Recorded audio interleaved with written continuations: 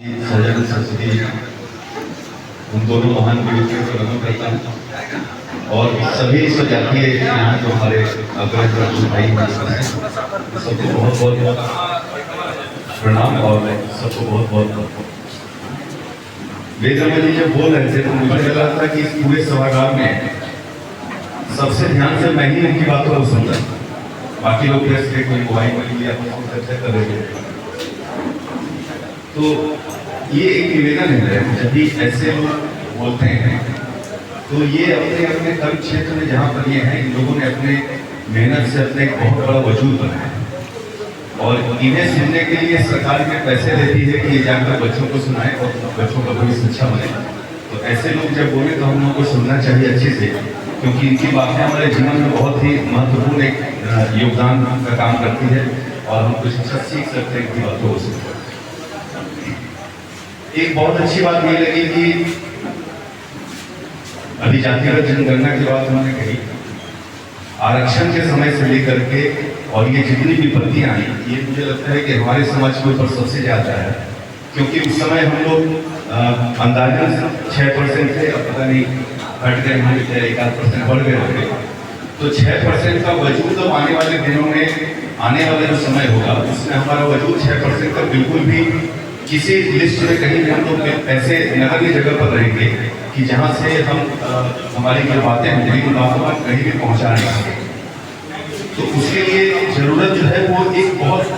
मजबूत संगठन, और सिर्फ ये हावड़ा में या कलकत्ता शहर में या बंगाल के स्तर पर नहीं, पूरे भारतवर्षीय स्तर पर एक बहुत बड़े और बहुत मजबूत संगठन की जरूरत है। और अभी वर्षों पहले हमारे परिवार के लोग और हावड़ा के बहुत सारे लोगों ने मिलकर के पश्चिम बंगाल परामर्शी परिषद की स्थापना की उन्होंने, और एक बहुत ही मजबूत संगठन बना बंगाल के अंदर। पूरे बंगाल के परामर्शियों को उसमें इकट्ठा किया गया। मगर हम लोगों के अंदर एक कमी है, वो कमी ये होती है कि हमारा जब भी कोई कार्यक्रम शुरू होना होता है उसके पहले वो विवादों में गिर जाता है। कार्यक्रम भले 100 लोगों का हो, 200 लोगों का हो, विवाद 2-3 उसके अंदर जरूर होंगे। इस कार्यक्रम में भी कुछ विवाद हुए तो कहीं ना कहीं इस विवादों की वजह से हम टुकड़ों में बंटते गए और बढ़ करके आज ब्रह्मर्षि के नाम पर तकरीबन मुझे लगता है कि 20 से ज्यादा संस्थाएं पूरे बंगाल में संचालित हो रही हैं। तो मैं सबसे पहले तो ये आह्वान करूंगा कि जो आने वाले जो समय एक बहुत ही विकट परिस्थिति हम सबके सामने आ रहा है, इस परिस्थिति में हम एक मजबूत संगठन बनाएं और ये जो टुकड़ों में हम बटे हुए टुकड़ों को एक माला बना करके और फिर से उस पुराने संगठन को पश्चिम बंगाल परामर्शी परिषद को जीवित करें और पूरे बंगाल के मंत्रियों को मंच पर बिठाएं। मैं क्षमा चाहूंगा, मेरे दिमाग में 2 बातें थी, वो पहले कहना जरूरी था। अभी बीते समय में 2 घटनाएं घट गई। एक सर्जिकल स्ट्राइक हुआ हिंदुस्तान ने पाकिस्तान के ऊपर किया, जिसमें हमारे सैनिकों ने बहुत पूरी तरह से पाकिस्तान को जाकर उसके घर में मारा। तो हम सब इस मंच से उन सैनिकों को भी सलाम करें। और एक बहुत ही दुखद घटना अहमदाबाद में प्लेन क्रैश में सैकड़ों लोगों ने अपनी जान गंवाई, उन्हें भी इस मंच से हम संवेदना प्रकट करते हैं। ये ब्रह्मर्षि कोलकाता इस संस्था की अभी कुछ दिनों पहले मुझे लगता है बहुत ज्यादा पुरानी संस्था नहीं है, मगर जो सबसे अच्छा चीज लगता है कि संस्था में जो लोग भी जुड़े हुए इस संस्था से, वो सोशल नेटवर्क के माध्यम से, प्लेटफॉर्म पर उसके माध्यम से इन लोगों ने पैन इंडिया में पूरे भारतवर्ष में जहाँ जहाँ भी हमारे समाज के अच्छे अधिकारी हैं, जो अच्छे पदों पर हैं, उन सबको इन लोगों ने जोड़ा है व्हाट्सएप ग्रुप में या दूसरे किसी माध्यम से, और जोड़ करके कहीं ना कहीं अभी एक हमारे अधिकारी जो इन्होंने मुझे सम्मानित किया BSF में है, तो वो बातें कर रहे थे। हमारे समाज के एक IPS ऑफिसर हैं केरल कैडर के, उनसे कुछ दिन पहले दिल्ली में मुलाकात हुई थी, तो उन्होंने कहा कि दिल्ली में आपकी चर्चा हो रही थी। तो ये बात बहुत छोटी है कि मेरी चर्चा दिल्ली में किसी IPS ऑफिसर ने की, मगर यदि ऐसे कड़ियों को हम जोड़ना शुरू करें और केरला से शुरू करके और कश्मीर तक चले जाए, तो मुझे लगता है कि 6% जो भी हम हैं ना, या 7% हुए हो या 5% हुए हो, एक वक्त था कि पूरे भारतवर्ष का राजनीति वो हम बिहारों की आवाज से ही चलता था। और ये ब्रह्मर्षियों ने भारतवर्ष की राजनीति को हमेशा, क्योंकि भारतवर्ष की राजनीति हमेशा बिहार, उत्तर प्रदेश और ये जो हिंदी भाषी राज्य हैं, इन राज्यों से ही कहीं ना कहीं हमेशा संचालित होती रही है। तो इन राज्यों के अंदर जो ब्रह्मर्षि के बड़े बड़े हमारे जननायक हुए हैं, उन लोगों ने पूरे भारतवर्ष की राजनीति को एक समय में कंट्रोल किया है, अपने किसी भी अपने संगठन के माध्यम से, अपनी आवाज के माध्यम से, अपने वर्चस्व के माध्यम से, जैसे भी उन लोगों ने कंट्रोल किया था पूरे भारतवर्ष की राजनीति को। आज उसमें हम लोग यदि बात करते हैं कभी तो कोटा के नाम पर एक दो मंत्री बन जाते हैं हमारे यहाँ से। अभी गिरिराज सिंह जी हैं, मनोज सिन्हा जी को बनाया गया है। तो ये अभी बिहार में एक कोई सरकार ने वहाँ पर एक अग्रज जातियों के लिए कोई कमीशन बनाया है, जिसमें डॉक्टर महाचंद्र प्रसाद सिंह को उसका चेयरमैन बनाया। तो ये हम लोग के लिए खुशी की बात है कि हमारे समाज के एक लोग उस कमीशन के चेयरमैन बने, मगर उस कमीशन का कितना काम होगा ये आने वाला वक्त बताएगा, आने वाला समय बताएगा। बहरहाल मैं वेदरमन जी की बात को सुन रहा था और मुझे ये लग रहा था कि आने वाले समय में जरूरत है सिर्फ ऐसे कमीशन की नहीं, इस तरह का जो कमीशन होगा उसमें अगली जाति के सभी लोग रहेंगे, मगर जरूरत है अब हमें अपने समाज के लोगों को, अपने समाज की जो आवाज है उस आवाज को एक मजबूत प्लेटफॉर्म के माध्यम से हम कहीं भी पहुंचाने का कोशिश करें। तो इसके लिए ये मेरा निवेदन होगा कि हम सब एक बार बैठें और ये इन सभी संस्थाओं को जोड़िए, जितनी भी छोटी छोटी संस्थाएं इन सबको जोड़िए और जोड़ करके एक बार फिर से हम लोगों ने अखिल भारतीय ब्रह्मर्षि महासंघ का, आनंद राय जी बैठे मुझे याद होगा, अखिल भारतीय ब्रह्मर्षि महासंघ का कार्यक्रम हुआ सॉल्ट लेक स्टेडियम में, जहाँ तकरीबन 10,000 लोग पूरे भारतवर्ष से आए थे और उन्होंने शिरकत की थी। उसके बाद हम लोग गए थे, उसके 2 साल के बाद हरिद्वार में अखिल भारतीय ब्रह्मर्षि महासंघ का कार्यक्रम हुआ, हम लोग भी गए थे, उसके अंदर में बहुत बड़ा भव्य आयोजन था। तो वहां पर जाकर हम सबको लगता था कि आज कहीं ना कहीं जब मन में कुंठा होती है हमारे घर के बच्चों को, अगर कहीं रिजर्वेशन की वजह से नौकरी नहीं मिल पाता है, मगर जब इस बात को हम सोचते हैं कि हम किसके वंशज हैं, किनका खून हमारे धमनियों में दौड़ रहा है, भगवान परशुराम का, स्वामी दयानंद सरस्वती का, तो अपने आप पर गर्व महसूस होता है कि नौकरी नहीं मिले, मगर जो खून हमारे अंदर दौड़ रहा है उस खून ने कभी पूरे सृष्टि को, पूरे ब्रह्मांड को कंट्रोल कर लिया था।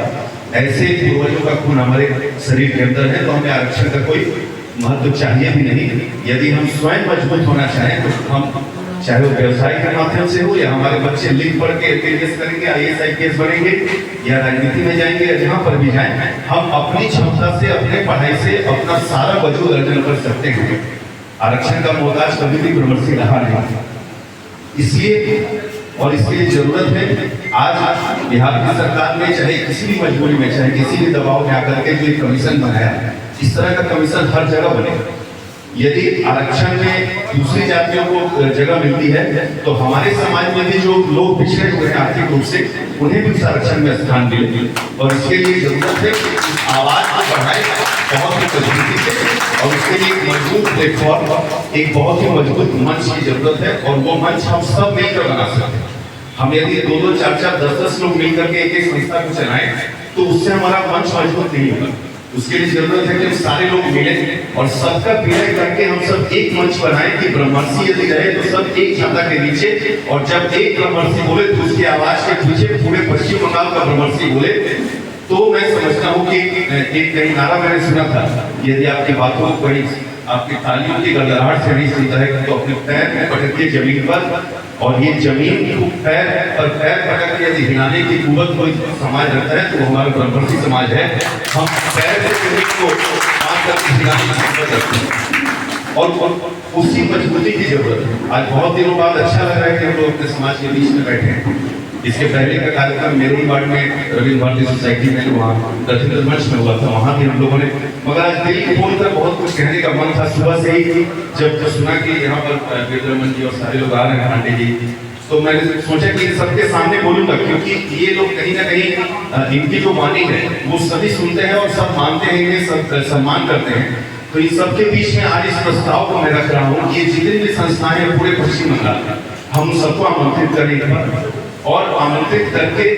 उन सबसे बात करें और इस सारे संगठन का विलय करके हम लोग एक संगठन बनाएं। आने वाले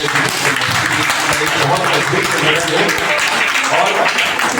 ये बहुत बड़ी बात नहीं है कि नेताजी नगर स्टेडियम में पैर रखने की जगह नहीं होगी यदि हम एक कार्यक्रम करें ब्रह्मर्षि समाज का और दिखाएं बंगाल के लोगों को कि हम ब्रह्मर्षि यहाँ पर जुड़े हैं। और हमारा स्लोगन ब्रह्मर्षि प्रथम, राष्ट्र हित सर्वप्रथम। हम राष्ट्र की बात पहले सोचेंगे, फिर अपनी बात सोचेंगे, हम अपने समाज की बात पर सोचेंगे, मगर यदि ब्रह्मर्षि समाज के पास मैं ये निवेदन करूंगा ब्रह्मर्षि कोलकाता के भाइयों से, ये बात मैंने पिछले कार्यक्रम में भी कहा था कि न सिर्फ हमारे समाज का कोई ऐसा बच्चा जो कि अर्थाभाव में अपनी पढ़ाई लिखाई नहीं कर पा रहा है, किसी दूसरे समाज का भी यदि वो भी हमारे पास आता है तो हम उसकी भी मदद करें, उसका भी सहयोग करें, क्योंकि शिक्षा में यदि आप सहयोग करते हैं और वो बच्चा पढ़कर कहीं आगे जाता है तो कहीं ना कहीं वो इस संस्था का नाम जरूर सारे जीवन याद रखेगा और कहेगा लोगों की ब्रह्मर्षि समाज के लोगों ने हमें मदद किया था तो मैं आज इस जगह पर पहुंच पाया हूँ। ऐसे अगर हम हर एक समाज के अंदर ऐसे लोगों को, ऐसे बच्चों को तैयार कर सके, उनका भविष्य संभाल सके, तो हमारे समाज का भविष्य बिल्कुल बहुत ही अच्छा होगा। और चूंकि बारिश की वजह से कार्यक्रम लेट हो रहा है, सारे लोग इस बात को भूल रहे थे, मगर हम लोग जब भी ब्रह्मर्षि समाज का कार्यक्रम होता था तो खाने के टाइम में भीड़ ज्यादा होती, थोड़ा सा अपने समाज के लिए सोचे, सिर्फ भोजन करना उद्देश्य नहीं होता ऐसे कार्यक्रमों में। उद्देश्य ये होता है कि हम आए, अपने भाइयों की बात सुने, अपने स्वजातियों की बात सुने, हमारे स्वजाति कहाँ कहाँ अच्छे पद पर हैं और कहाँ किस मुसीबत में है, इन बातों को भी जाने। सिर्फ अच्छे पद पर हैं, कोई इनकम टैक्स है, कोई डॉक्टर है, कोई बीएसएफ में है, कोई आईएएस है, कोई आईपीएस है, इन्हें हम खोज लेते हैं, मगर उन्हें नहीं खोज पाते हैं जिनके बच्चे पढ़ नहीं पा रहे हैं। तो जरूरत है कि इलाज के अभाव में हमारे समाज में जो अगर कोई किसी की समस्या है तो उन्हें खोजे हम लोग और पहुंच करके उन तक ये सेवाएं हम लोग पहुंचाएं। बहुत वर्ष पहले मुझे याद है 29 नंबर वार्ड में हावड़ा में शैलेश वहां से काउंसलर हुआ था, तो मैंने एक दिन अखबार में पढ़ा कि एक रिक्शा वाला बहुत बीमार है और इलाज के अभाव में वो बिल्कुल बंदे की कगार था, और मुझे पता चला कि वो हमारे समाज का ही रिक्शा वाला है, बिहार का ही रहने वाला। हम और शैलेश वहाँ गए, उसके घर पर ले जाकर हम लोगों ने जैन हॉस्पिटल में उसका इलाज करवाया, काफी दिनों तक रहा मगर बच नहीं पाए। मगर सुकून इतना रहा कि अपने समाज के एक व्यक्ति का हमने इलाज करा। जीना मरना सब भगवान के हाथ में है। अहमदाबाद में 2.5 सालों के अंदर भी एक व्यक्ति उसके अंदर जीवित बच के निकल गया, तो ये सब ऊपर वाले के हाथ में है, मगर कोशिश करना हमारा काम। हम कोशिश करें और इस गठन को मजबूत बनाएं, बहुत ही मजबूत, ताकि बंगाल में एक सशक्त आवाज ब्रह्मर्षियों की बने और उसका एक मंच हम बने। बहुत बहुत धन्यवाद आप सबको और मंच को उपस्थित